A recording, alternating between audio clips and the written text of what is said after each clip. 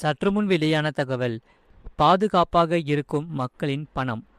Post ஆபீஸில் ஒரு முக்கியமான திட்டம் வந்துவிட்டது. பல கோடிகள் நீங்கள் சம்பாதிக்கலாம். அது என்ன திட்டம் என்று இங்கே பார்ப்போம்.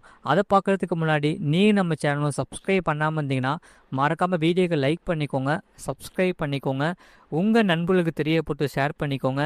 வீடியோவை கடைசி வரைக்கும் முழுமையாக பாருங்கள். தமிழ்நாடு முழுவதும் 38 கோடிக்கு மேற்பட்ட மக்கள் தபால் நிலையங்களில் 22 லட்சம் கோடி ரூபாய் டெபாசிட் செய்துள்ளன.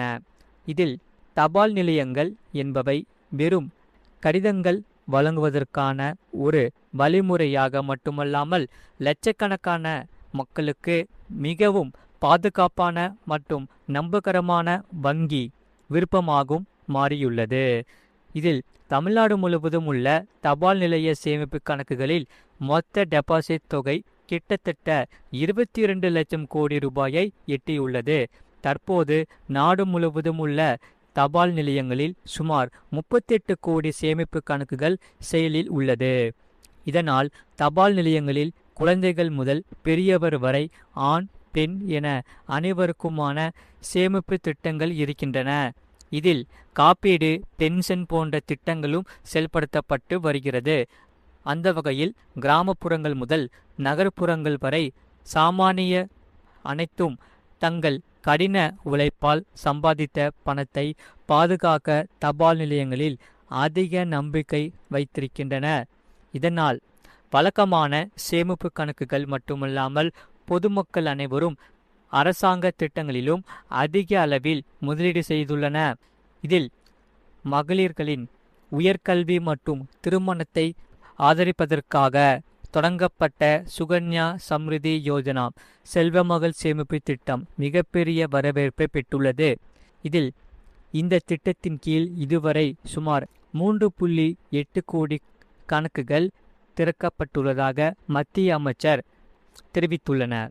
இதில் சுகன்யா சம்ரிதி யோஜனா கணக்குகளில் டெபாசிட் செய்யப்பட்ட மொத்த தொகை தோராயமாக 2.27 லட்சம் கோடியை எட்டியுள்ளது.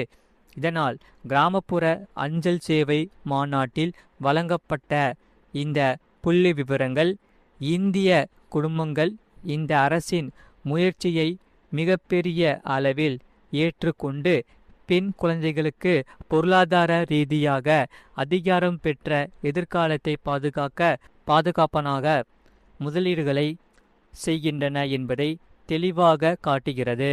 இதனால் கிராமப்புற இந்தியாவின் பொருளாதார முதுகெலும்பாக கருதப்படும் தபால் நிலையங்கள் வேகமாக நவீனமயமாக்கப்பட்டு வருகிறது. தோராயமாக 1,65,000 தபால் நிலையங்களும் 4,50,000 ஊழியர்களும் இந்த பரந்த வலையமைப்பை இயக்குகின்றன. பார்சல் சேவைகளை உலக தரமாக மாற்ற கன்வேயர் அமைப்புகள், RFID பார்கோடுகள் மற்றும் QR குறியீடுகள் போன்ற அதிநவீன தொழில்நுட்பங்கள் தற்போது பயன்படுத்தப்படுகிறது. அதே சமயம் மலைப்பாங்கான மற்றும் அணுக முடியாத பகுதிகளில் அஞ்சல் விநியோகத்தை விரிவுபடுத்த சிறப்பு நடவடிக்கைகள் எடுக்கப்பட்டு வருகிறது. ஜம்மு காஷ்மீர், உத்தரகாண்ட் மற்றும் இமாச்சல பிரதேசம் போன்ற மாநிலங்களில் ட்ரோன்களின் உதவிகளுடன் கூடிய விநியோகம் விரைவில் அறிமுகப்படுத்தப்பட இருக்கிறது.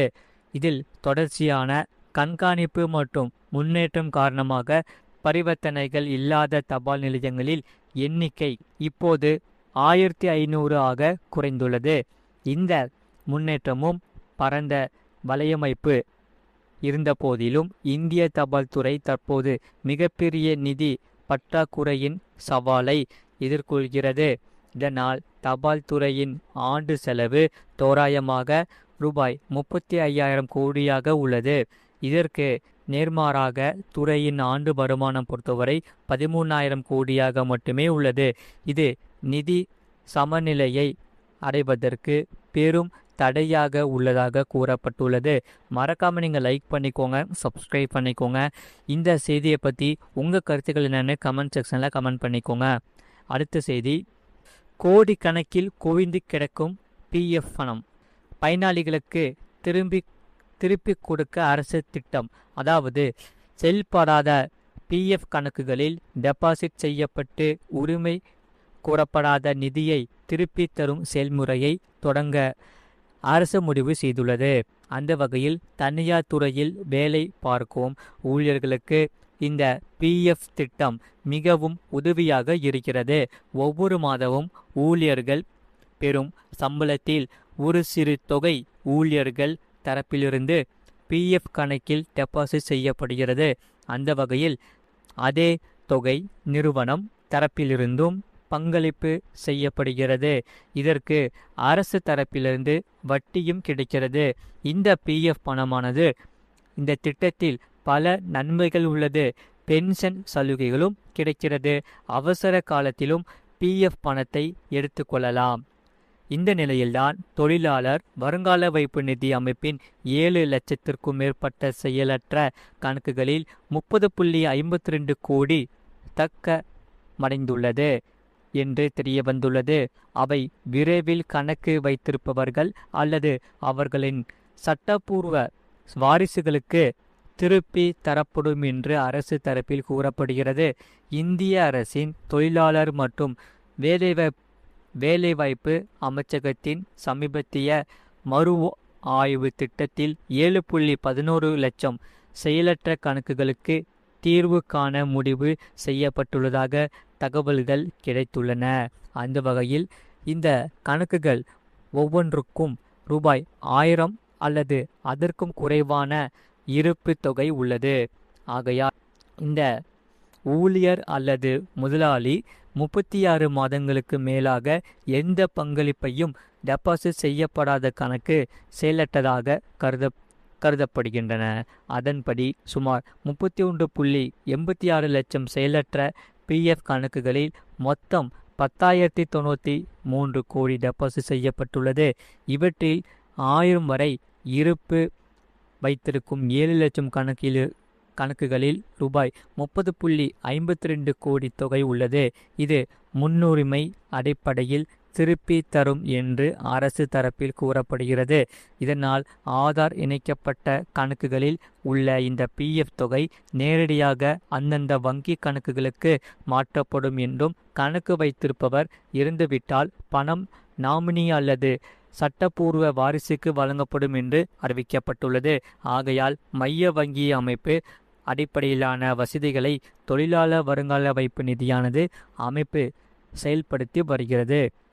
இதனால் இந்த வருங்கால வைப்பு நிதி அமைப்பு பொறுத்தவரை இபிஎஃப்ஓ 3.0 என்ற திட்டத்தை செயல்படுத்த நடவடிக்கை எடுத்துள்ளது. ஆகையால் யூபிஐ மூலம் பணம் எடுக்கும் வசதிகள் செயல்படுத்தப்பட்டு வருகிறது. இது பொதுமக்களுக்கு குறிப்பிடத்தக்க வசதியையும் நிவாரணத்தையும் வழங்கும் என்று எதிர்பார்க்கப்படுகிறது. மறக்காமல் நீங்கள் லைக் பண்ணிக்கோங்க, சப்ஸ்கிரைப் பண்ணிக்கோங்க. உங்கள் ஃப்ரெண்ட்ஸ் அண்ட் ஃபேமிலிக்கு தெரியப்படுத்தும் இந்த வீடியோவை கண்டிப்பாக ஷேர் பண்ணிக்கோங்க. அதே சமயம் இந்த செய்தியை பற்றி உங்களுடைய கருத்துக்களை கமெண்ட் செக்ஷனில் மறக்காமல் கமெண்ட் பண்ணிக்கோங்க. உங்களுக்கு வேறு ஏதாச்சும் டவுட்னாலும் கமெண்ட் செக்ஷனில் கமெண்ட் பண்ணுங்கள். உங்களுக்கு என்ன வேறு செய்தி தேவைப்படுதோ அதை நீங்கள் கமெண்ட் செக்ஷனில் கமெண்ட் பண்ணுங்கள். அதை நாங்கள் பார்த்துட்டு கண்டிப்பாக செய்திகள் போடுறோம்.